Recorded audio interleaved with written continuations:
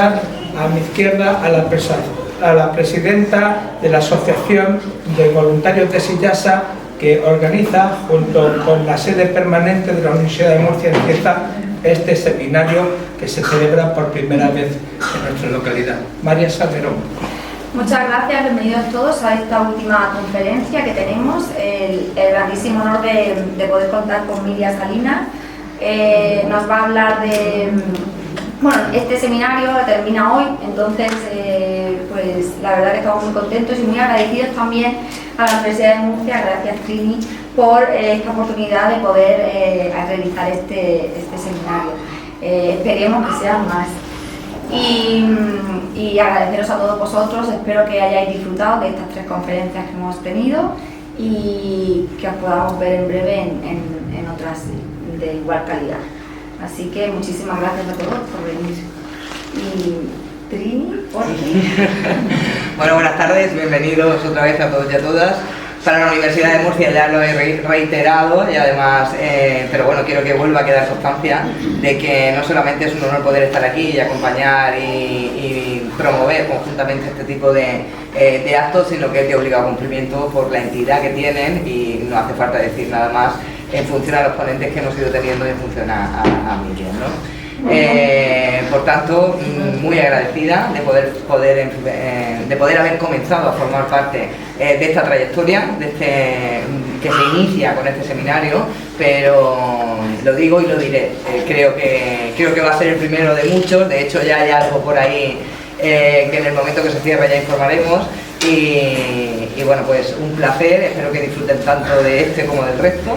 Y bueno, no quiero terminar porque también es de obligado cumplimiento hacer mención a mis disculpas porque el miércoles no podía asistir debido a que estaba enferma, y también disculpar a María Turpín porque hoy coincide con otro acto. Todo el mundo que la conoce sabe el interés y bueno, y el disfrute que conlleva para todos poder venir a este tipo de jornadas, pero coincide con otro acto, por tanto ha sido imposible. Creo que es el primero además que se pierde como no solamente como miembro del ayuntamiento, sino como un pilar esencial también de la sede permanente de la Universidad de Murcia. Así que nada más, dejo todo el protagonismo a Joaquín si quiere decir algo más, y por supuesto a Miriam, muy agradecida de que estés aquí hoy con nosotros.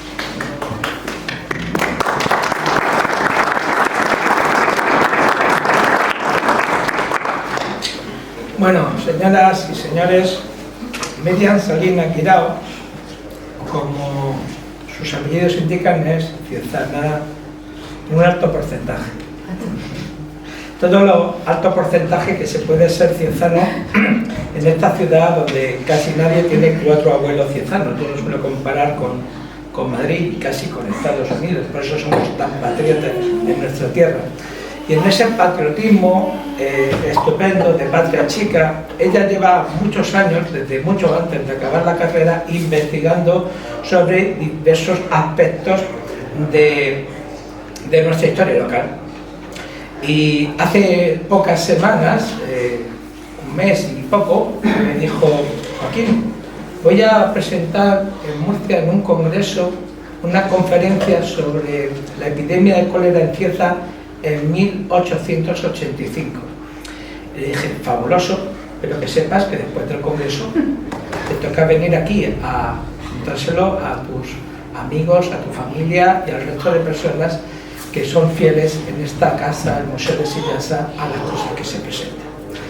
Que vale, que de acuerdo, y que además que reservaría algunas cosas especiales que no iba a contar el congreso y que le iba a contar. Miriam, desde muy jovencita, ha sido seguida por nosotros de distintas maneras, entre otras a través de sus múltiples artículos en Crónicas de Sillasa. Ha entrevistado allí a bastante gente y entre otros a la gran escritora Pilar Negri.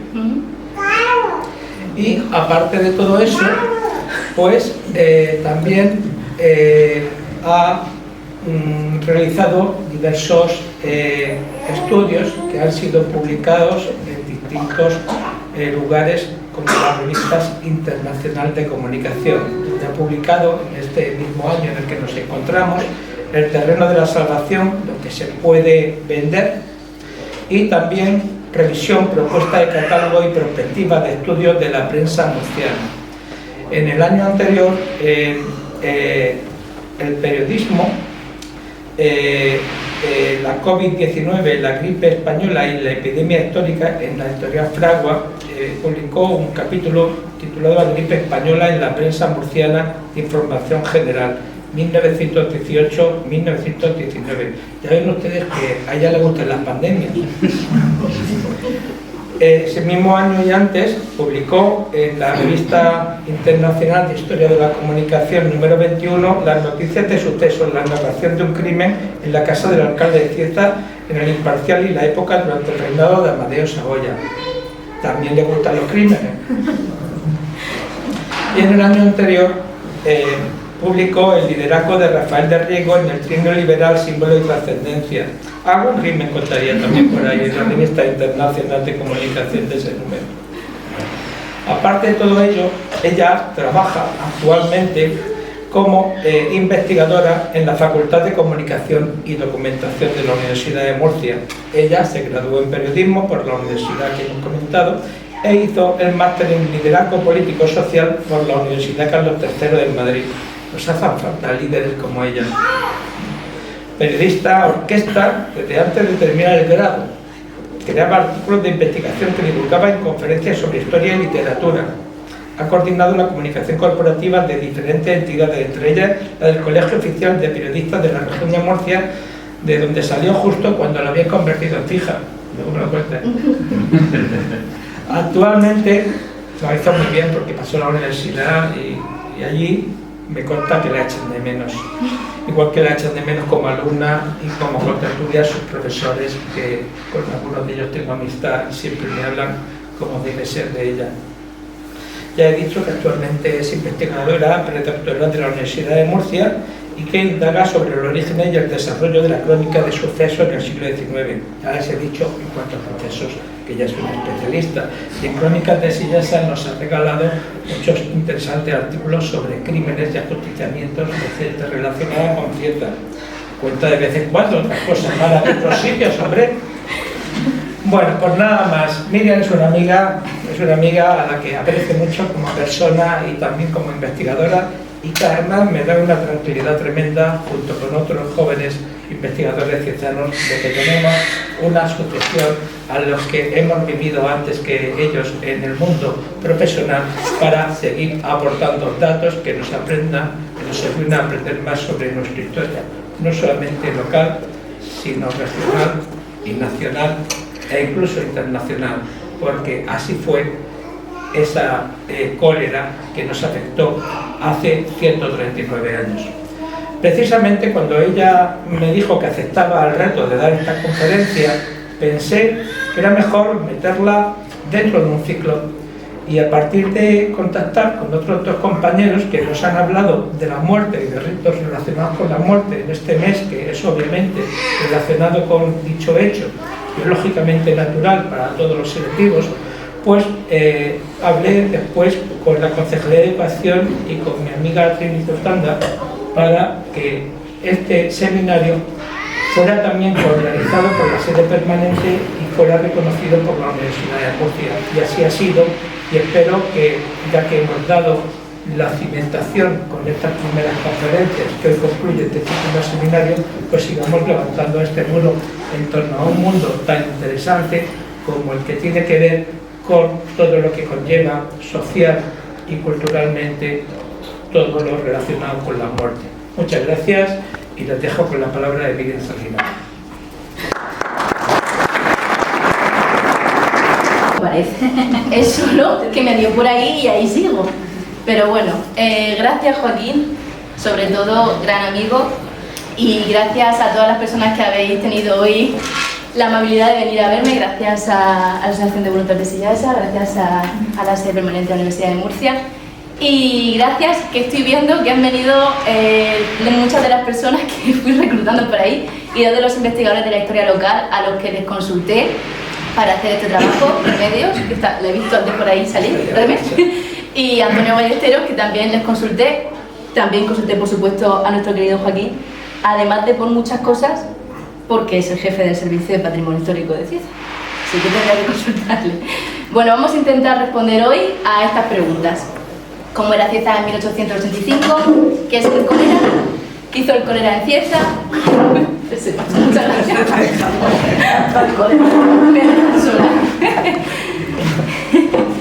¿Qué hizo el cólera en Cieza? ¿Cuántas personas fallecieron de cólera en Cieza? ¿Quiénes fallecieron? ¿Y qué se contaba de Cieza? Antes de empezar, me parece interesante hacer un pequeño paralelismo. Esta es la imagen que aparece abriendo las jornadas. Se ve el rey Alfonso XII visitando enfermos en un hospital de Toledo, enfermos de cólera. Era a finales de junio de 1885. Y unos meses después, justo coincidiendo con estas fechas además, a finales de noviembre, falleciendo, no de cólera, que hubiera sido muy romántico, sino de tuberculosis en su cama en Madrid. Esta imagen refleja que hasta el propio rey podía sucumbir a enfermedades de este tipo. Y ahora vamos a explicar qué he hecho yo para hacer esta investigación. Lo primero, he consultado los archivos eclesiásticos y traigo pruebas, se lo enseñé antes a Joaquín, todas las partidas de enterramiento de 1885 en la localidad y las partidas del registro de decesos, de fallecimientos de Cieza. No me las dejan sacar porque eso es más difícil, pero bueno, por lo menos las puedo ir pasando una a una y tengo aquí los datos. Además de eso, desde la biblioteca tuvieron la amabilidad de cederme las actas capitulares del municipio, por lo tanto también contaba con información. Hice las preguntas de investigación, como he dicho, a profesionales de la historia local y también a sanitarios. No sé si ha venido Ricardo, pero por ahí también he visto que estaba, que también le consulté, que es un médico especialista en medicina de familia. La bibliografía, por supuesto, como no podía ser de otra manera, con importantes investigaciones sobre el tema que realizaron pues justo Remé y Antonio, así que los tenemos aquí para poder hablar también sobre ello. Y la hemeroteca, claro, siendo periodista, ¿cómo no voy a consultar la hemeroteca? De la hemeroteca puedo deciros que he consultado la hemeroteca digital del Archivo Municipal de Murcia, los archivos históricos de la región de Murcia, la Biblioteca Virtual de Prensa Histórica y la hemeroteca digital de la Biblioteca Nacional de España. Así dicho, son casi 900 noticias que se dijeron entre mayo y octubre sobre Cieza y su epidemia de cólera. Bien, ¿y cómo era Cieza en 1885? Bueno, esta imagen, Joaquín la conocerá muy bien, ese es mi hijo.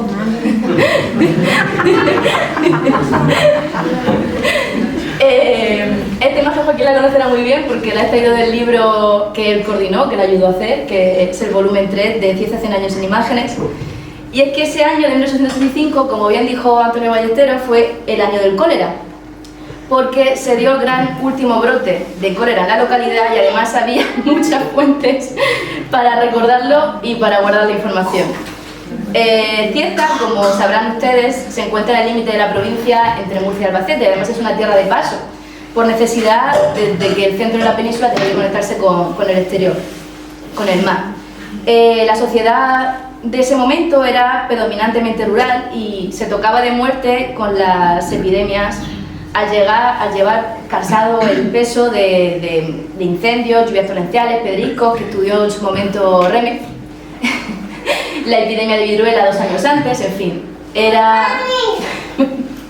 Llévatelo, por Dios.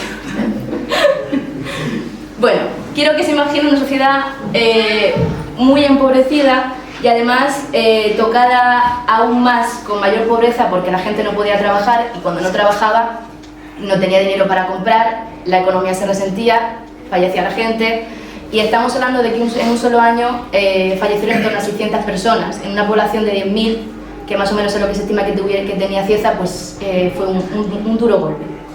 Estoy hablando aquí del cólera, pero sin explicar lo que es el cólera. El cólera, las epidemias de cólera castigaron al mundo a lo largo de todo el siglo XIX. Desde Asia fue extendiéndose en oleadas arrebatadoras que dejaban regueros de muerte y pobreza. Se estima que la epidemia colérica que estamos estudiando, la de 1885, entró a España en el 84 por Alicante, en el vapor Buenaventura, o sea, se tiene muy localizado el origen del foco. El cólera es una infección causada por, perdonad mi latín, Vibrio chloriae, que afecta a todo el intestino delgado, caracterizada por diarrea, vómitos, calambres, deshidratación y finalmente el colapso. Podemos hablar de que en unas horas, en una población que no estuviera bien alimentada ni bien atendida, podría causar la muerte muy rápidamente. La sintomatología, como pueden ver, similar a otras afecciones del aparato digestivo, pues hacía muy difícil su cuantificación, Por ello, lo que yo he intentado hacer ha sido estudiar todos los fallecidos de ese año con las fuentes disponibles, tanto de las partidas de enterramiento como las del registro, para comprobar qué estaba sucediendo. Si bien es cierto, como bien explicó Reme en su investigación sobre el siglo XIX, existía un máximo veraniego que se daba a lo largo de toda la centuria del siglo XIX, pero es verdad que en esta ocasión estamos hablando de un número de fallecidos que duplicaba el del año anterior. Por lo tanto, es evidente que la epidemia colérica afectó muy y mucho a la localidad de Cieza. Bien, ¿qué hizo el cólera en Cieza? Pues la primera defunción que registró el ayuntamiento para declarar Cieza ciudad de cólera sucedió el 29 de junio. Fue un hombre de 46 años. Pero, según las partidas de enterramiento, la primera muerte ocurrió 9 días antes, el 20 de junio, de cólera infantil, una niña de 4 años que se llamaba María Josefa Marín Tomás y que se enterró de limosna ese mismo día. Unas semanas después fallecieron 2 personas más, ya fue un goteo constante, una mujer de 28 años y un hombre de 40. ¿Qué quiero decir con esto? Y vamos a intentar, voy a intentar que ustedes se pongan en mi situación. Cuando yo me encuentro con esta información veo que las fuentes oficiales aseguran que la epidemia se inicia el 29 de junio, que fue cuando declararon en Cieza que existía cólera. El 27 de agosto la dan por finalizada, pero en las partidas de fallecimiento, el primer fallecido diagnosticado de cólera fue el 20 de junio, que probablemente no fuera el primero y que se confundiera su diagnóstico. Y el último sucedió el 23 de septiembre, es decir, un mes después de lo que en su momento el consistorio aseguró. Por lo tanto, los datos oficiales de la pandemia son 166 fallecidos, pero yo vengo a contarles que probablemente no, fueran muchos más. El 11 de junio, en sesión extraordinaria, se reunieron en la sala capitular bajo la presidencia del alcalde Antonio Miñano y Pay, la corporación local junto a los individuos de la Junta de Sanidad, que la conformaban pues Antonio Gil, Pascual Ruiz, José Camacho, Pedro Requena, Félix Templado, Ricardo Angosto, y además los mayores contribuyentes de la población, que en ese momento eran 9 hombres, y los voy a citar: José Camacho, José Angosto, Francisco González, Ángel Serruto, Manuel González, José González, José María Capdevila, Ramón Capdevila y Francisco Ruiz. Son apellidos que nos suenan a todos porque es que hace nada de esto, es que hace mucho tiempo, probablemente estemos hablando de nuestros tatarabuelos o bisabuelos. En la reunión consideraron sucia, por virtud de las noticias recibidas, la población de Valencia y todos los pueblos de su provincia. Como se puede ver, esto es un mapa de la fecha. Pues entre ellos Murcia Capital, Molina, Alguazas, Lorquí, Ciutí y Archena. Y se estableció la fumigación y la cuarentena de 8 días para las personas que llegaran de los puntos infectados, y para evitar que el más llegara se instauró un servicio vecinal de vigilancia. Pongo un asterisco porque luego volveremos a esto, porque no todos tenían la necesidad de hacer el servicio de vigilancia. Y además la limpieza con cal y extremar las condiciones de conservación de los comestibles en venta. Ahora nos encontramos con el segundo bache con el que yo me topé en la investigación, y es que, como bien recogió Reme, la investigadora Sancho, en la región de Murcia había dos datos muy evidentes y dispares sobre los fallecidos en la región. Por un lado, la investigación de Nadal, que aseguraba que murieron 7.376 personas, que se basaba en el Boletín de Estadística Demográfico Sanitario, y por otro lado, la investigación de Pérez del 86, que aseguraba que fallecieron pues más de 10.000. Y estos datos se basaban en el boletín oficial de la provincia. Entonces, ¿qué estaba sucediendo? Porque si en Cieza teníamos que la primera investigación sobre el cólera, que fue una información que emitió el Ministerio de la Gobernación, aseguraba ya en su momento que eran 166 personas, estaba ocurriendo algo con los datos que no se había dicho hasta ahora. Algo estaba sucediendo que no eran reales los datos que estábamos viendo. Algunos decían unas cosas, otros decían otras. Estamos hablando de 3.000 personas de diferencia, son muchas personas. Vamos a hablar de los fallecidos. Esta imagen, por cierto, forma parte de una serie de grabados de la Ilustración española y americana, que publicó el 8 de julio. Se trató de un viaje que realizaron por tierras murcianas el presidente del Consejo de Ministros y el ministro de Gobernación, hablo de Cánovas y Romero Robledo. Y lo hicieron en nombre del rey. El rey estaba, como hemos visto antes en la primera imagen, visitando a los enfermos de cólera de Toledo. El relator de la publicación, el periodista que firmaba los grabados, acompañaba con un texto muy curioso que quiero compartirles. Decía: nuestros lectores saben ya que la desgraciada situación de Murcia y su pintoresca huerta, en cuyos habitantes se ceba la epidemia colérica. Esto ocurrió el 24 de junio. Estamos hablando de que todavía en Cieza no se había declarado oficialmente el cólera, que ocurrió el 29 de junio, como recogen las actas capitulares, y también recogió su investigación la investigadora Sancho. Y continúa el texto relatando: como contemplaron con tristeza las calles, cerradas casi todas las casas, la ruina del comercio, y señala que solo había abiertas las farmacias, ultramarinos, 3 o 4 zapaterías y unas cuantas tiendas de objetos de indispensable necesidad, además de loterías y estancos, el vicio que no puede faltar. Este viaje además tuvo parada en Cieza. El señor Cánovas y el señor Romero pararon en Cieza, donde fueron despedidos por sus amigos y un numeroso pueblo que invadía el andén, siendo victoriado, bueno, ese tren, que ya no tenemos la suerte de que pase por aquí, desgraciadamente, y algún llamamiento, que vaya lástima, ojalá en algún momento podamos volver a tener este tren pasando por Cieza. Al propio tiempo que las palabras del presidente del Consejo prometía a todos los ciezanos el apoyo más decidido, animándoles en las circunstancias. Por lo tanto, el 27 de junio se publica la noticia. Esto ocurre el 26 de junio. El 27 de junio Cánovas ya va a Cieza a dar ánimos por la situación que estaban atravesando. Por lo tanto, era un secreto a voces que el cólera ya estaba en Cieza. Refiriéndose también a la localidad vecina de Caravaca, el investigador Sánchez Romero estableció, le sucedió igual que a mí cuando me enfrenté a los datos, y es que los fallecidos del mes de junio sobrepasaban ampliamente a los fallecidos del mes anterior. Por lo tanto, la sospecha, en Cieza lo que ocurrió es que se doblaron las cifras, pasamos de 27 fallecidos a 54. La sospecha es que el cólera ya rondaba por la localidad, pero no se atrevieron por diferentes razones a comentar.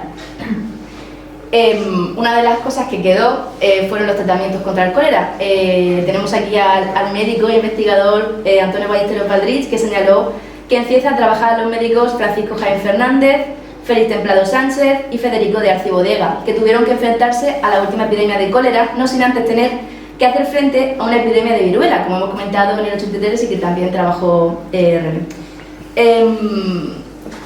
utilizaban como tratamientos opiáceos, agua cloroformada, bebidas heladas y sanguijuelas. Con respecto a los productos ingeridos, la profesora Arroyo Cabello, que es una investigadora también de la prensa, el año pasado publicó los productos anticoléricos que informaba de los que se daba cita en el Diario de Murcia, y yo además os he añadido también los de La Paz de Murcia, que era otro periódico muy importante y muy longevo de la provincia. Pues utilizaba tintura indiana, anticolérico Ferran y los llamados licores anticoléricos, como el ron, el aguardiente o el anís del mono. Además, me gustaría que leyeras, sé que es muy difícil, pero bueno, les puedo leer que el tratamiento específico del cólera, por ejemplo, el primero, dice: contra todo ataque de cólera se puede reducir a los límites de una simple indisposición intestinal, prontamente curable. Opúsculo escrito en italiano por el doctor Carlos Tunisi, médico de la reserva del ejército italiano. Bueno, para darle importancia al tratamiento, pues decía que venía de fuera. Otro, por ejemplo, el antimicrobios Bravais, decía: preservativo y curativo de todas las enfermedades transmitidas como colerina, difteria, disentería, diarrea y en especial el cólera, vale para todas. Y el elixir del doctor Laubie, que valía contra el cólera, diarrea premonitoria de los países cálidos, único remedio soberano contra el cólera y preservativo por excelencia. Este es un anuncio de uno de los comercios de Murcia, el Punmarina, que vendía en esta época con descuentos especiales ron Jamaica, embotellado de 1868, y aguardiente Moratalla, anisado dulce. Bueno, vamos a las primeras muertes, a ver si podemos sacar algo claro hoy. Este grabado también forma parte de esa publicación maravillosa que hizo la Ilustración española y americana en julio de 1865, y la leyenda es muy curiosa porque pone: Murcia, distribución de socorro en metálico y prendas de ropa a los necesitados, en presencia de los señores presidentes del Consejo de Ministros y ministro de la Gobernación. Ellos estaban sentados y las personas enfermas pues iban y les recogían la ropa, la comida y lo que bien tuvieran a ofrecerles a las personas que estaban pasando un momento tan difícil. La investigación de Ramón María Catevila, que recuperó el Centro de Estudios Fray Pascual en 2007, relata, y esto es textual porque no quiero dejar ninguna palabra fuera, cómo en los primeros días de junio se dieron algunos casos, si bien los médicos, por no alarmar, no dijeron ser cólera, sino que diagnosticaron diarreas. Por lo tanto, se hace cada vez más patente que era un secreto a voces que el cólera corría por Cieza antes de la declaración oficial. El escritor explica que para transportar los cadáveres al cementerio, el ayuntamiento mandó construir un carretón al que se le dio el nombre de La Pepa, que horripilaba con su tétrico ruido el ruido de la muerte, y exclama: ¿cuántos murieron, no del vómito ni de la diarrea, sino al verse aprisionados entre los muertos, de los que privó de vida el cólera? Y es que el cementerio y los muertos fue un tema muy importante en este momento, porque, vean ustedes, hasta 1865, y antes de que el cólera empujara todo, el cementerio actual de la población se encontraba dentro de la localidad, como bien saben, en lo que es ahora el Colegio Santo Cristo, y que estudió también el profesor Antonio Ballesteros, el médico, perdón, investigador de Cieza. Por lo tanto, imagínense, de pronto comienzan a fallecer muchísimas personas de golpe, el cementerio está dentro de la población, el cólera se transmite por el agua y por los alimentos contaminados, es una enfermedad infecciosa, había que hacer algo. Entonces, el cementerio de Cieza ya no tenía cabida para nadie más, y su ubicación pues ponía en riesgo, en un grave riesgo extremo, la salud de los vecinos. Se solicitó entonces al obispo la bendición del nuevo cementerio, que es el que actualmente tenemos. En este sentido, Capdevila indica que la primera persona enterrada en el Camposanto fue Antonia Moreno, pero ya les puedo asegurar que es casi imposible, porque Antonia Moreno falleció, o sea, fue enterrada el 25 de julio, o bien el cronista tuvo mal el dato, o eran tantos los fallecidos que se agolparon que los datos de transcripción pues daban error. En vista, aunque lo que sí que quedó claramente establecido en 1835 fue el día 12 de julio, en el acta que celebraron en Consejo Extraordinario, que en vista de que no se podía dar cabida en el cementerio viejo a tantos como sucumbía de cólera, se acordó bendecir el nuevo cementerio. La fecha del origen del registro fue el 10 de julio, en sesión extraordinaria, y se acordó, cito textualmente: bendición parcial y provisional del cementerio nuevo en los términos propuestos por el ilustrísimo señor obispo de la diócesis. Para ello se instaba al cura ecónomo a designar los terrenos y bendecirlos para evitar zanjas, adaptándose por la administración todas las medidas que sean necesarias para la seguridad y condiciones de los cadáveres y su enterramiento. Se preparó el camino que conduce desde la carretera general de Albacete a Cartagena hasta el nuevo cementerio y se procedió a la desinfección del que ahora sería el viejo cementerio, dentro de la población. Pero ¿cuántas personas fallecieron? Voy a contaros lo que me sucedió cuando yo me encontré con estas dos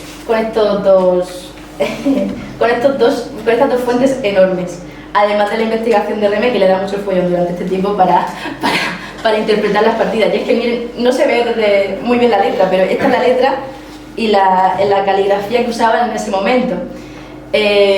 Cuando me paso a transcribir los datos de las partidas de enterramiento de ese año a las partidas del registro civil, deberían cuadrar, pero no. Aunque debo decir que más de lo que yo pensaba, al menos el 99% de los fallecidos de los que fueron enterrados en Cieza también estaban inscritos en el registro. La disposición que obligaba a registrar, valga la redundancia, en el registro civil es del 71, por lo tanto ya existía cierta conciencia de dar fe de que una persona fallecía. Pues debo decir que coinciden exactamente el 99% de las investigaciones, porque todos los fallecidos de cólera están en las dos fuentes. De hecho, se han complementado, porque si bien en las partidas de enterramiento aparece el nombre del fallecido o fallecida, los padres de que fallecen, si son enterrados de limosna y si están ante notario, en las partidas del registro civil sí que suele aparecer la profesión, y eso me ha ayudado mucho. Y lo que yo he hecho ha sido seguir el orden de las partidas de enterramiento, porque he considerado que lo prioritario era dar sepultura a los cuerpos, y le he sumado la profesión que se describía de cada persona que fallecía. Pero bueno, la sorpresa que yo me llevé.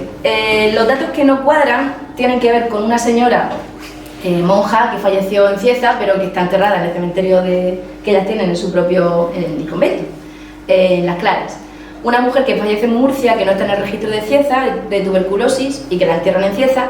Y un caso de asesinato, no puede ser de otra manera, de una chica joven que mata a su padre, pero eso es otra historia y os la contaré en otro momento. Ahí me quedo. Por lo tanto, ¿qué he visto yo después de analizar todos los fallecidos? Que si bien, bueno, os explico lo que he hecho. Después de hablar con el doctor Ricardo Moreno, especialista consultado, él me dijo que era bastante probable que muchos de los diagnósticos fueran erróneos, porque es muy difícil contemplar pruebas microbiológicas para descartar el patógeno. De hecho, se sospechaba por el contexto y si las diarreas tenían un aspecto como agua de arroz. Por lo tanto, para poder establecer los muertos y qué dimensión tuvo en realidad la pandemia de cólera en Cieza, he diferenciado las afecciones del sistema digestivo que no son cólera, tipo enteritis, catarro intestinal, gastroenteritis, y por otro lado, las partidas que sí que estaban diagnosticadas con cólera, y finalmente en otro grupo otras afecciones, ¿vale? Aquí pueden cualquier cosa que no fuera ninguna de las anteriores nombradas. Tenemos, en mayo fallecen 28 personas, pero en julio se duplica la ficha hasta 53. 21 con afecciones del aparato digestivo, 7 de cólera y otras de otras causas. En total 25. En el mes de julio fallecen 218 personas. Estamos hablando de que si en Cieza normalmente suelen fallecer pues 40 personas, en un mes fallecieron 218. Fallecen hoy, a día de hoy, Cieza 2024, 35.000 personas. En la Cieza de 2885, con 10.000 personas, 218. 41 con afecciones del aparato digestivo, 140 de cólera y de otras causas 37. En el mes de agosto fallecieron 69, ya se ve cómo va bajando el número de fallecidos, 6 con afección del aparato digestivo, 34 de cólera y de otras causas 26. Y ya en septiembre vuelve a estabilizarse los fallecimientos. ¿Y quiénes fallecían? Aquí vamos a una parte muy curiosa. Bueno, no puede ser, claro, lo que más había en ese momento pues eran personas que trabajaban la tierra, personas que si no tenían un jornal pues acababan sin comer, es la realidad. El 95% de la población es muy probable que hasta mediados del siglo XX o más tarde pasara hambre en algún momento. Todos sabemos las duras circunstancias que ha tenido España en el siglo XIX y en el siglo XX y los datos lo reflejan así. La mayor parte de los fallecidos eran considerados pobres en el registro civil. Le siguen jornaleros, después propietarios, colonos, comerciantes, alguacil, tejedor, su sexo, que se refería a mujeres que no eran consideradas pobres pero que no tenían un trabajo remunerado, corredor, carpintero, verdulera, tratante, bracero, operador y un guardia civil. La causa del guardia civil es muy curiosa porque es que no me pasaba por aquí. Él era de Gin, no se puso enfermo, se quedó en Cieza y falleció aquí, está enterrado aquí, aunque, bueno, era de otra población y desgraciadamente pues le pilló el cólera en Cieza. Hay otra curiosidad y es que en las partidas del registro civil aparece a veces, cuando ponen la alusión a lo de que fallece, en una de ellas pone bicho del Ganges para referirse al cólera, y es que la nomenclatura la nomenclatura que se le aplicaba al cólera pues en algunas circunstancias era un poco curiosa. Bueno, vamos a otro tema que a mí me suscitó mucha curiosidad y donde hablé mucho con nuestro querido Joaquín. Y es que después de ver las partidas, y si quieren luego pueden echarle un vistazo a los registros, a veces aparece que el fallecido era don o doña, no siempre. De hecho, ocurre que el fallecido con la partícula de tratamiento especial don y doña, 20 ocasiones, o sea, 20 fallecidos con esa partícula en el 85. Después de consultar con los investigadores, con Joaquín, con Antonio, con Reme, pude llegar a la conclusión de que se debía a que estas personas, de origen noble o no, tenían propiedades de terrenos agrícolas, forestales y casas de importancia. Salmerón, aquí presente, nuestro querido Joaquín, me dijo literalmente que el tratamiento era una manera de decir que eran dueños, en este caso de importantes propiedades, y se ha comprobado además que se utiliza tanto en las partidas de enterramiento de la iglesia como en el registro civil. En el 85 fallecieron 20 personas a las que se le aplicó el tratamiento don y doña, 12 mujeres y 8 hombres. 3 de los hombres eran menores de 20 años, concretamente tenían a fallecer 4, 15 y 19, por lo tanto es muy probable que fueran los primeros hijos varones de esas familias porque se les aplicó el tratamiento don. Ahora, hay hijos de padres con el tratamiento don 23, pero hijos de madres con el tratamiento doña 24. Y esto ocurrió en el matrimonio conformado por doña Cecilia Bermúdez y Pascual Marín, que ella seguía llevando la partícula respetuosa probablemente porque era hija de señorito, y su marido pues no, sería un propietario acaudalado y a él no le ponían la distinción. La segunda pregunta a la que me enfrenté después de leer todas las partidas fue enterramientos de limosna. Bueno, ¿y esto qué es? fue más difícil de responder porque en esas fechas justo se produce el traslado del cementerio.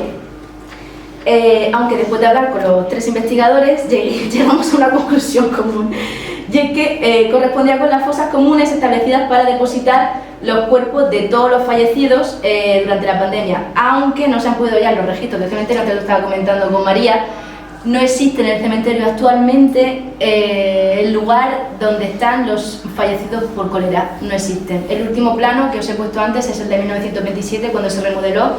Sí que lamentablemente, y aquí hago un alto en el camino, Cieza no trata bien a sus muertos, tampoco lo hace España, es una pena. A ver si en algún momento empezamos a considerar mejor a nuestros fallecidos y le damos un lugar eterno en la tierra, en el cielo ya es otra cosa, y por lo menos sabemos dónde están las personas que fallecieron a lo largo de la historia. Lo que sí que quedó reflejado justo a pesar de que ya no se tienen planos de ese momento del cementerio, es, como he dicho antes, el 10 de julio la bendición parcial y provisional del cementerio, por lo que consideramos que a partir de ese momento es probable que comenzaran a enterrarse personas en el cementerio nuevo. Los enterramientos de Limosna, por lo tanto, hacen referencia a las sepulturas que se realizaban en fosas comunes sufragadas, probablemente con el dinero de donativos, de ahí su denominación. El mes que más enterramientos de Limosna se produjo fue el de septiembre, el 100% de las personas que fallecieron en septiembre, incluida el padre del cronista del libro que he nombrado antes, de Capdevila, fue enterrado de Limosna en septiembre. Después, el mes de julio, el 94%, y en agosto, el 82%. El aumento de los meses de los enterramientos de Limosna coincide con la pandemia, como puede verse. Y 3 de las personas, como he comentado anteriormente, tenían distintivo don: doña María Concepción Marín Bermúdez, doña María Rosario Iglesias Ruiz y don José María Capdevila Marín. El aumento de estos enterramientos, además de derivarse de la situación sobrevenida por las familias, podría tener relación directa con la necesidad de sepultar a los fallecidos cuanto antes y de manera controlada. De hecho, hasta el mes de junio apenas se daba el enterramiento de Limosna, también estaba el otro cementerio, tendría sus espacios, estaba todo más controlado. A medida que decrece la pandemia y a partir de octubre, los enterramientos de Limosna pues son cada vez menos: 13 en octubre, 10 en noviembre y 12 en diciembre. Otra de las cosas que ocurrieron es que se limitó muchísimo el tiempo de velatorio de las personas que fallecían. De hecho, hay personas que fallecieron, creo contabilizar, sí, 7 personas que fallecen a las 11 de la noche del mismo día, son enterradas a las 12 de ese mismo día. Por lo tanto, había prisa, mucha urgencia porque los cuerpos no estuvieran en sus casas. Antes de junio la espera solía ser de un día o 2 incluso, pero a partir de julio sobre todo, persona que fallecía el 6, persona que era enterrada el 6. No había contemplaciones. Los fallecidos que testaron ante notario, que es otra cosa curiosa, fueron 16 y se diseminaron a lo largo del año. 3 de ellos eran personas que tenían testamento de doña, se puede entender porque en teoría eran propietarios y algo tendrían, al menos dinero, para testar ante notario. En referencia a la pregunta última, ¿es posible que dejaran de diagnosticarse casos de cólera al confundir la afección con la de otros males del aparato digestivo? Para hacer más clara la comparativa, lo que he hecho ha sido diferenciar por semanas los fallecidos aplicando la misma distinción que en el gráfico que hemos visto anteriormente. En cólera, los fallecidos, en azul los fallecidos de cólera, en naranja los fallecidos del aparato digestivo generales y en verde los de otras causas.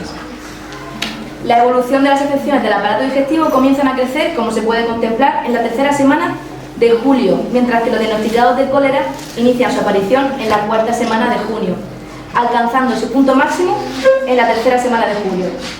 Se observa a su vez cómo la línea de otras afecciones pues, se mantiene. De hecho, bueno, un dato curioso, el día 7 de julio de 1835 fallecieron 20 personas y fueron enterradas 20 personas. En Cieza, ustedes que habrán ido al cementerio por desgracia en alguna ocasión, lo máximo que se han podido juntar, que han sido 5 o 6, como mucho. Pues ese mismo día 20 personas tuvieron que ser enterradas, 15 de cólera, 4 de otras afecciones y 1 de otras causas. En total, contando desde la primera certificación de cólera hasta la última, el 23 de septiembre, hay 186 personas, es decir, 20 más de las que disponían las fuentes oficiales.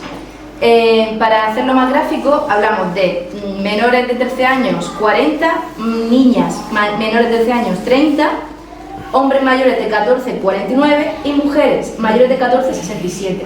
En este gráfico se ve de manera muy evidente, los hombres son el naranja, las mujeres son el azul, como a partir de los 21 años en adelante fallecen más mujeres que hombres. Sin embargo, menores de 3 años y hasta los 21 fallecen más hombres que mujeres. Esto tiene una explicación científica, ¿vale? Nacen más hombres que mujeres, eso es así. Claro, ¿y qué pasa después? ¿Por qué fallecen más mujeres que hombres? Bueno, pues los cuidados, como sabemos, han tenido tradicionalmente el rol del sexo femenino.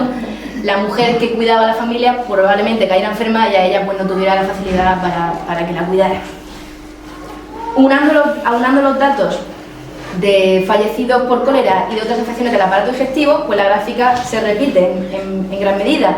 Como vemos, el grupo más afectado sigue siendo el de menores de 3 años, las criaturas que no tenían defensas para enfrentarse a la deshidratación tan bestia que provocaba el cólera. El segundo grupo más afectado es el de los mayores de 60 y se repite. Hombres menores de 21 fallecen más, mujeres mayores de 21 fallecen más mujeres. Por lo tanto, vamos a la parte del cotillo histórico. ¿Qué se contaba de Cieza? Las primeras medidas contra el cólera de 1 de junio contaban con admitir a la población a individuos que procedieran de poblaciones sanas y que lo acreditasen cumplidamente, sujetándose, eso sí, a desinfección, que es el gráfico que vemos, que están desinfectando a viajeros que bajan del tren. Como os he dicho antes, que he dicho, hay un asterisco, volveré a este tema. En Cieza se estableció el servicio de vigilancia para todos los mayores de 20 años, quedando excepto, cito textualmente, los pobres e inútiles, cito textualmente, autorizando la redención de este servicio en metálico a razón de 5 pesetas para no hacerlo. Por lo tanto, se entiende que las personas con posibles pues, pudieran evitar realizar este servicio. Aún así, el cólera puede acabar con ricos y pobres. Perecieron de cólera los propietarios don José Buitrago Marín, doña María Rosario Iglesias Ruiz, don José María Catevila Marín, padre de Ramón, como os he comentado antes, el cronista, no tengo aquí el libro, pero porque siempre lo tengo allí. También los jonaderos Nicolás Camacho Salmerón, Tomás Carrillo Villalba, Juan Pollatos, que solo tenía 15 años, Nacho, y los considerados pobres Alonso Bernal Ramos, María Teresa Buendía Santos o María Fernández Caballero. Volviendo atrás y quitando un poco la pena de todas las personas que fallecieron, también se contaron noticias curiosas sobre la localidad. La primera de ellas que he recuperado y que me ha parecido interesante traer, que era la sorpresa que le comenté a Joaquín, que no he contado aún y que no está publicado, es el 17 de junio en el Diario de Murcia, se cito textualmente porque es curioso. Nuestro amigo el señor Rodríguez Cabaldón fue hace 4 días en busca de su señora, que se hallaba enferma en Cieza, donde no dejándolo entrar, ha tenido que pasar un día y una noche, según nos dice, a la intemperie. Uy, se ha ido. Sobre el suelo de grava de la estación del ferrocarril. Se puso en contacto con el alcalde del momento y el hombre se sintió mal por lo que estaba sucediendo y ordenó que regresaran inmediatamente a la capital. La otra información es del 21 de julio, la publicó La Paz de Murcia y dice: los enfermos de la huerta de Cieza no tienen médico ni medicinas, pues los titulares, que eran 3, como os he comentado antes y que investigó Antonio Ballesteros, apenas si les alcanza el tiempo para visitar a los enfermos del casco. Incluso hubo polémica con el cura ecónomo de aquel momento, que era don Manuel Camacho Farrucho. A finales de agosto, todos los periódicos católicos de la región de Murcia y también a nivel nacional daban la noticia muy contentos y esperanzados, porque al parecer el cura, don Manuel Camacho, había vendido todas sus fincas en socorro de los enfermos coléricos. Y al mismo momento aprovecharon las circunstancias en la localidad para celebrar diferentes pues, misas y dando gracias a Dios por la remisión de la pandemia. Lo que sucedió es que volvieron a subir las cifras de los contagios y un periódico nacional satírico, El Motín, se hizo eco de la circunstancia y nos dedicó una copla, que es muy curiosa y no suele suceder, y voy a relatarlo, aunque sea por recuperar un poco esa memoria oral que desaparece. Decía El Motín, voy a ver un segundo. Cuando se temía en Cieza la invasión del cólera y se estudiaban las medidas profilácticas para impedirlo, hubo un beato que propuso a la Junta de Sanidad trasladar el Santo Cristo desde su ermita a la iglesia y hacerle rogativas públicas como el mejor medio de evitar la epidemia. La Junta, como es natural, no tomó en consideración semejante atentado contra la higiene. fue al fin invadida la población y cuando empezó a decrecer, viendo a las gentes clericales que no podían cogerle el milagro a ningún santo, pusieron en juego todas sus influencias y lograron permiso para celebrar rogativas y efectivamente el milagro no se hizo. Pues al segundo o tercer jolgorio místico se duplicó el número de invasiones. A pesar de este fracaso, no retrocedieron y prepararon otras 2 novenas a la Virgen del Buen Suceso y a San Bartolomé. Con esto, las limonas que pedían por las calles los escapularios de detente cólera, que vendían a 40 reales la docena, y otras 1000 socaliñas, la epidemia no disminuía, pero los curas se engordaban, cito textualmente, ¿vale? Esto no lo digo yo, lo decían en aquella época. Y allí, como en muchas otras partes, los católicos no han socorrido a los pobres y en cambio los herejes, los impíos, los masones, los excomulgados, se han dirigido por su desinterés y sus sacrificios ayudados por los jefes y oficiales del ejército. Es evidente que el motín tenía una ideología relacionada con el anticlericalismo español del siglo XIX, que luego, bueno, tuvo sus derivas, y además le dedicó una copla a Cieza. Por lo tanto, es curioso ver la importancia de un municipio de la región de Murcia a nivel nacional. Y dice: en Cieza, por rogarle al Santo Cristo, la epidemia aumentó, como se ha visto. Le rogaron en Murcia la Fuensanta y así la mortandad ha sido tanta. Esto indica al lector que, como es obvio, se ríe de los santos el microbio.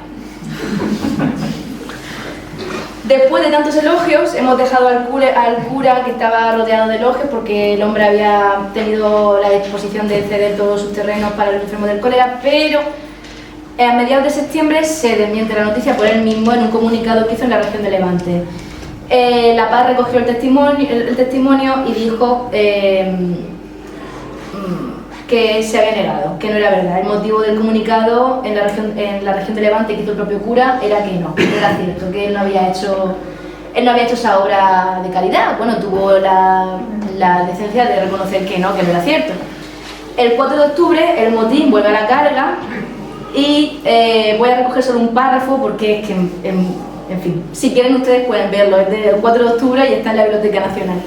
Dice: se dijo que un párroco de Cieza había distribuido todo su dinero entre los coléricos, vendiendo además parte de sus bienes, entre estos una hermosa hacienda que tenía en las Ramblas. Cuando la noticia, los periódicos católicos agotaron el repertorio de las alabanzas, ladrando de paso contra los masones y ahora bien averiguado el caso, resulta que todo ello fue una calumnia villana, pues ni el padre de armas había dado un chavo suyo, ni vendido nada, antes bien había comprado algunas tabullas de tierra durante la epidemia. A colación el motín puso esta imagen, este gráfico, que bueno, desgraciadamente no fue el único caso en el que algunas personas se enriquecieron de la desgracia de otras. Ha sucedido también con el COVID, con la epidemia de COVID que hemos tenido, así que lamentablemente la historia se repite. Recapitulando, en el año 1885 quedaron registradas en Cieza casi 600 personas fallecidas. De las dos fuentes se extrae que durante los meses de junio y agosto, entre los meses de junio y agosto, sucedieron el 57% de los fallecidos, localizando un aumento exponencial por enteritis, catarro intestinal y gastroenteritis. El aumento de los fallecidos de época estival, como he hecho referencia y como estudió la profesora, la investigadora Sancho Alguacil, que aquí la tenemos presente, está relacionado precisamente con las afecciones del sistema del aparato digestivo, que suelen derivar en deficientes condiciones higiénicas y sanitarias. Pero, como podemos ver en la gráfica, esto es todo el decenio, de 1875 a 1865, los fallecidos en Cieza, una población estable de 10.000 personas, pues rondaban los 300, 200 y pico, 300 y algo, excepto el año 1883, con la terrible epidemia de viruela, y como puede verse, el año 1865 con 600 fallecidos en Cieza. Por lo tanto, haciendo un balance completo de toda la investigación y a lo que yo he llegado, a las conclusiones que yo he llegado parcialmente, si seguimos la primera certificación médica de fallecidos por cólera, sucedió el 20 de junio, sin embargo, antes ya había un aumento exponencial de los fallecidos por afecciones del aparato digestivo. Desde la fecha del 20 de junio, primer certificado de cólera en las partidas de fallecimiento, hasta el último, 23 de septiembre, fallecieron 186 personas, es el cuadro que está en azul, los recuadros que están en azul. Las investigaciones anteriores, basándose en datos oficiales, establecían pues lo que decían las fuentes oficiales, del 29 de junio al 27 de agosto, 186 fallecidos, 20 menos. Lo que yo he establecido después de consultar todas estas fuentes y de darle muchas vueltas y de hablar con muchas personas es que, contando el aumento de los fallecidos a mediados de junio hasta finales de septiembre, que se estabilizó, yo estimo que alrededor de 200 personas pudieron fallecer de cólera en la localidad. El año 1885 dejó en Cieza más fallecidos que nacidos, eso es una certeza, casi duplicándose la tasa de mortalidad con respecto al año anterior. Por lo tanto, el escenario de muerte permite vislumbrar la irrupción de la epidemia de cólera como un factor determinante que trastocaría a la población. Esta investigación ha seguido todos los decesos del año 1885, comparando el registro civil y las partidas de enterramiento, coincidiendo con la mortalidad estacional característica del siglo XIX. El nuevo cementerio debió inaugurarse y bendecirse rápidamente a mediados de julio para detener el foco del viejo cementerio y alejar los cuerpos pertrechos del cólera de la población. En los primeros días de junio dejó escrito Capdevila, como hemos señalado antes, que por no alarmar no se diagnosticaron los primeros casos de cólera. Por lo tanto, como demuestran los registros, tanto de fallecidos como de enterramientos, como las crónicas locales, desde comienzos de junio probablemente el cólera ya rondaba por la localidad, aunque en Cieza se esperó hasta el 29 de junio para declararla oficialmente con cólera. El incremento de los enterramientos de Limosna sobrevino a las familias ante la necesidad de dar sepultura de forma ordenada y evitando los desajustes sanitarios, de ahí que se redujeran los tiempos del velatorio, que como hemos dicho, pues hasta una hora solamente dejaron al fallecido para enterrar. Definitivamente tengo dos conclusiones parciales. La primera, que fue muy complicado identificar el cólera al coincidir sus síntomas con las otras afecciones del aparato digestivo, colitis, enteritis, catarro intestinal y gastroenteritis, lo que provocó que dejaran de identificarse casos de fallecidos susceptibles de padecer cólera. Y segundo, que era muy difícil también declarar una ciudad infectada de cólera, y la prisa por librarse del mal provocó que las contabilizaciones oficiales pues, no contemplaran en los primeros casos y en los últimos certificados oficialmente de cólera. Lamentablemente los cuerpos no existen, no sabemos dónde están, estarán llenos de cal viva en alguna parte del cementerio, no podemos acceder a ellos, así que mi humilde opinión es que probablemente rondarán las 200 personas.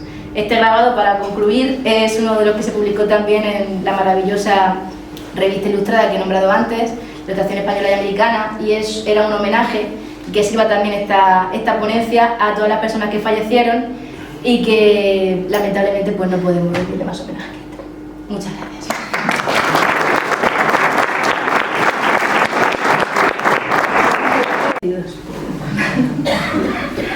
Bueno, yo quiero darte la enhorabuena por la charla tan magnífica que nos has dado, mostrar mi admiración porque sé lo que significan las horas que le has dedicado a esta investigación. Siempre es grato tener personas jóvenes y sabias como tú que sigan aumentando la historia de Cieza en todas sus acciones. Así que yo como profesional, historiador, aficionado y ciezano, te doy la enhorabuena por la charla tan magnífica que nos has dado. Muchas gracias, Antonio.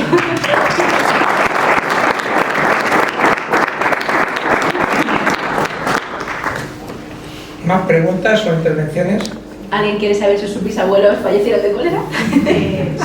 Se conoce o se tiene noticias de, porque en julio sí que ha aumentado mucho, pero en agosto ya empezaron a bajar y en septiembre ya se estabilizó la... ¿Fueron por medidas de evitar el contacto, por algún medicamento en ese momento o se sabe algo? A ver, es verdad que antes de que se declarara la ciudad infectada de cólera, ya se tomaron medidas como la cuarentena de 8 días, el limpiar con cal las calles, la ronda de vigilancia, se establecieron lazaretos también en las afueras de la población.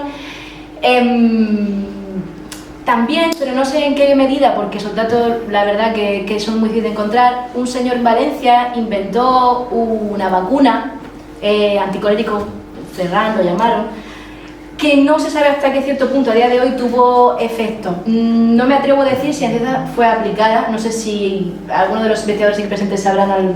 No se sabe.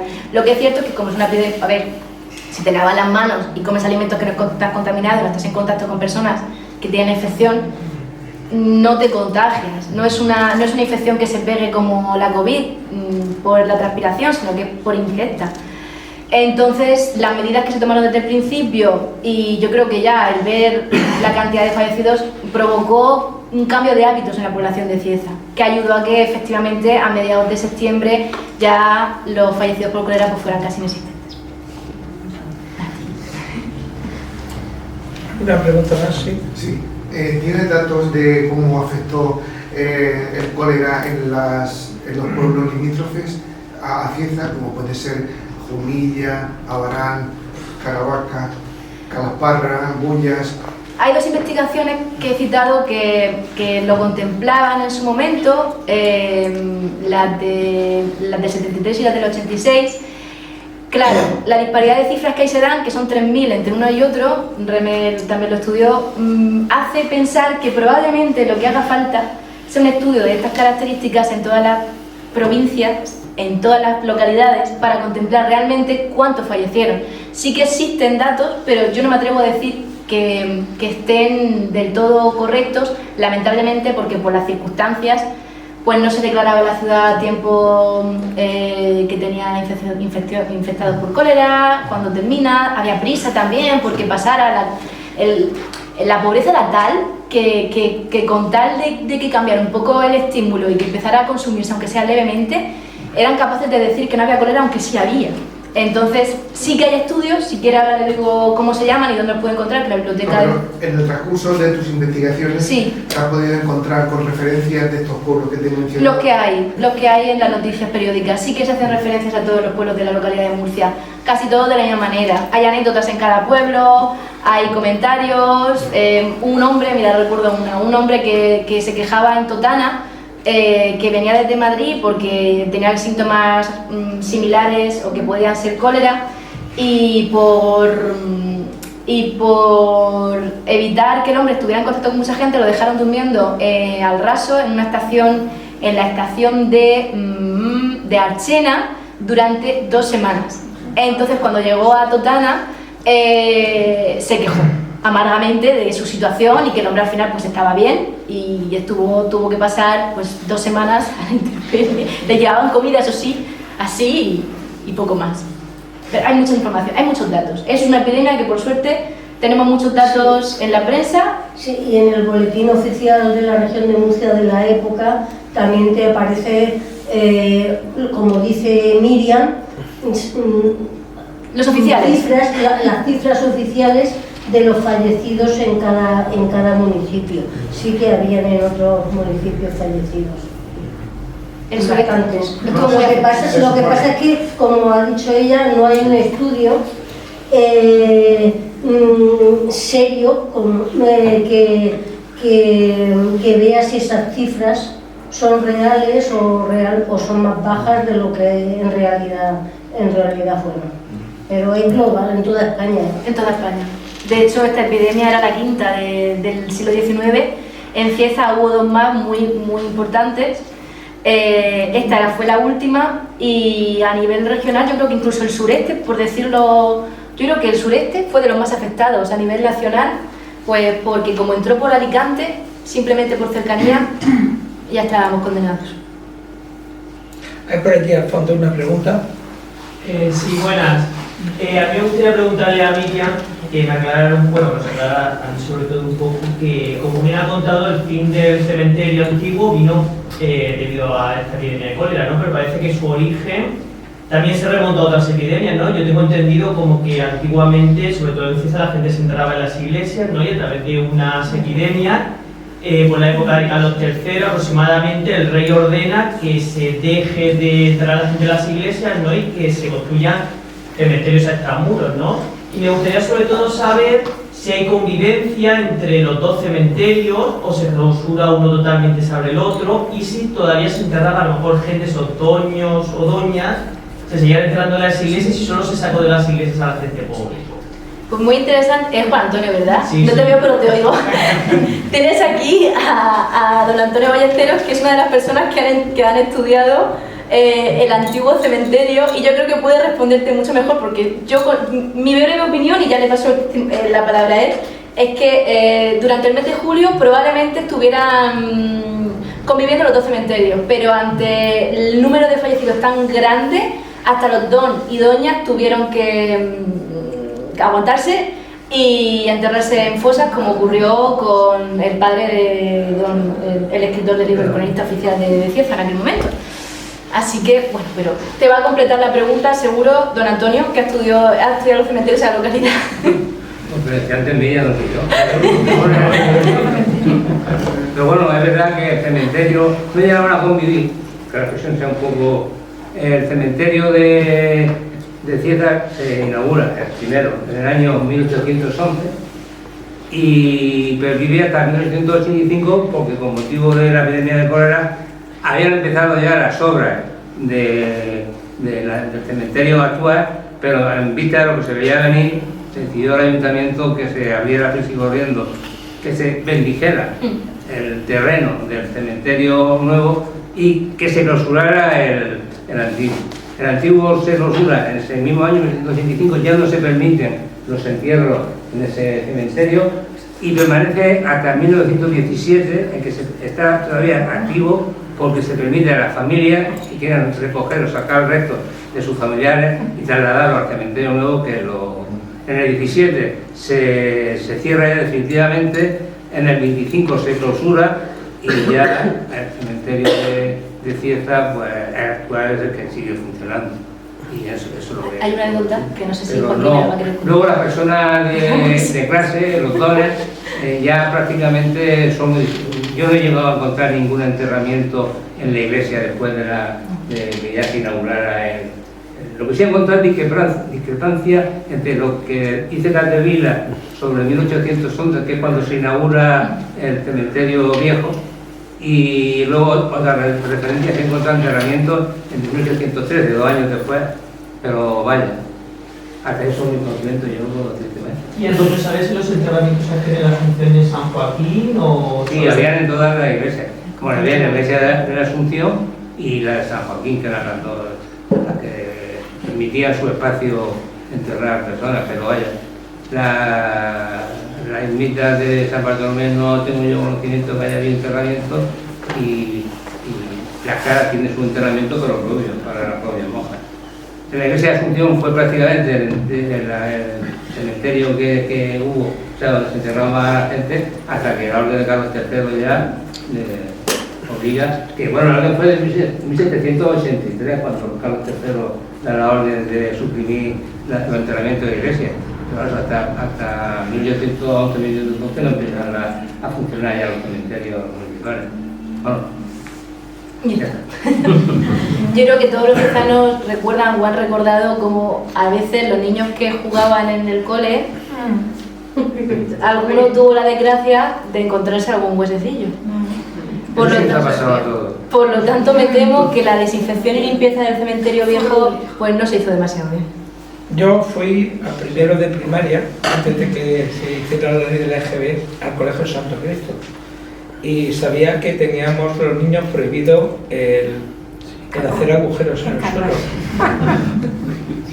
Y bueno, lo que más le divierte a un chiquillo de 5 o 6 años es hacer lo contrario a lo que le dicen, es decir, infringir la prohibición. Y yo hice un agujero y me encontré con hueso humano. Mi primera excavación arqueológica fue hace 5 o 6 años, no recuerdo meses. Otra anécdota relacionada con todo esto es que al desmontar el cementerio y trasladar todos los restos que se pudieron al nuevo cementerio, pues se rompieron muchas lápidas. Esas lápidas fueron reaprovechadas en el parque que hay para delimitar los bordes de un sitio para hacer prácticas de autoescuela.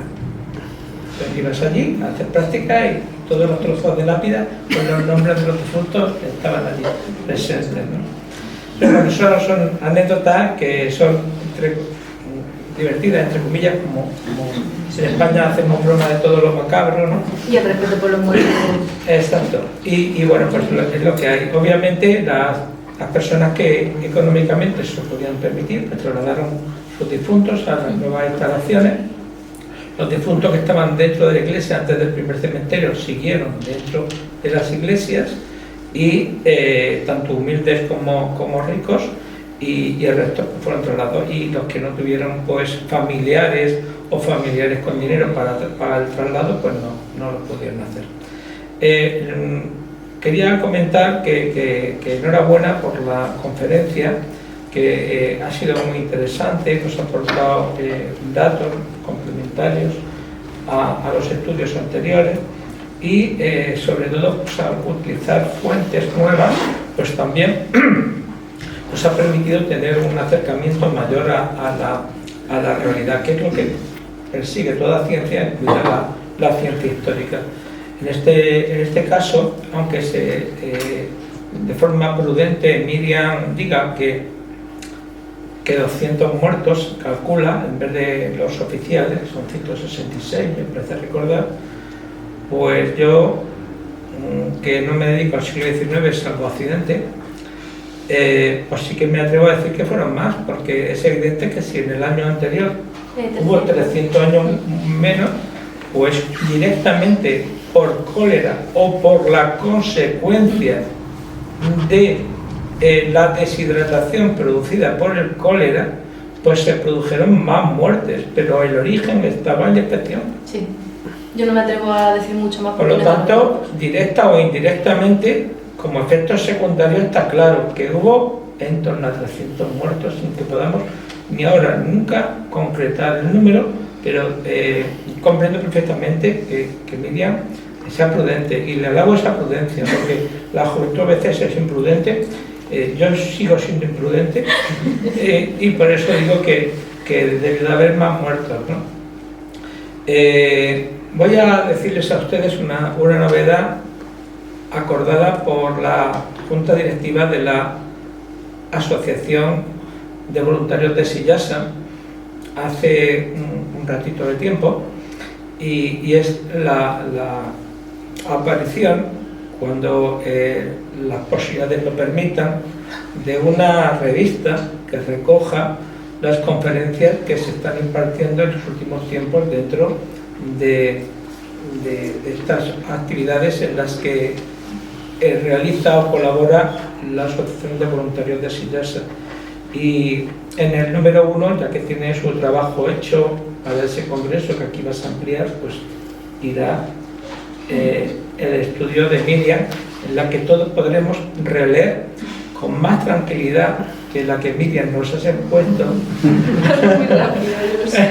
pues todos esos datos tan interesantes. En ese sentido, humildemente te sugiero que en esa gráfica tan interesante pero tan científica que has puesto del número de años, pongan también una línea de media de todos esos años para que se vea qué puntos son superiores e inferiores a esa línea, y que también hagas otro estudio de estadística, no solamente de media, sino también de moda o de mediana, que nos ayuden a conocer mejor pues qué es lo que estaba pasando, ¿no?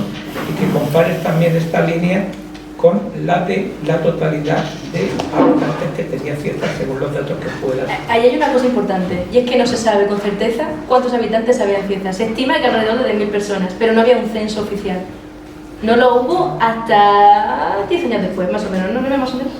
O sea, tenemos un problema con eso también. Pues entonces, esos datos... Gravísimo, no existe un censo, los archivos del ayuntamiento no te recogen estos datos. Claro.